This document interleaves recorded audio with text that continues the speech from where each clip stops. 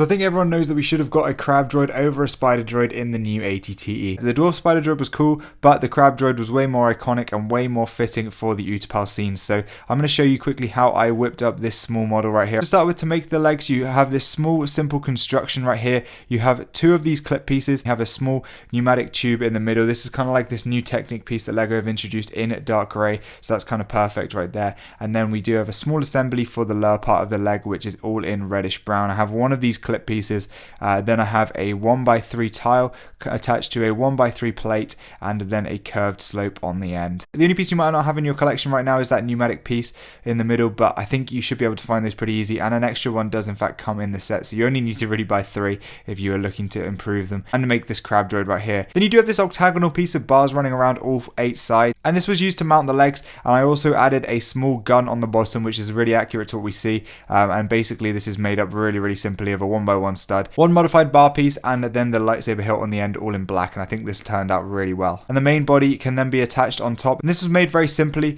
A friend of mine named Coconut Brick Studios actually inspired me to build this. He made a really cool one, and I slightly modified this to make my own version. But firstly, remove these 2 pieces on the sides. These are basically made up of these big curved slopes with a 1x2 plate and a 1x1 tile attached to snot bricks. This one right here on the other side has to have a 1x2 brick as well, just to wrap around all the way around. And then the central section is made up of a 2x2 round plate. Then we have these 2 small bricks with studs on the sides facing outwards in the middle. And then we have this really weird sort of piece, I don't know what this is from, but some sort of car on top. And then on the other half of this plate we have a couple of plates stacked together with this modified plate in the middle in grey. You could go with this in black as well, this might look good in black.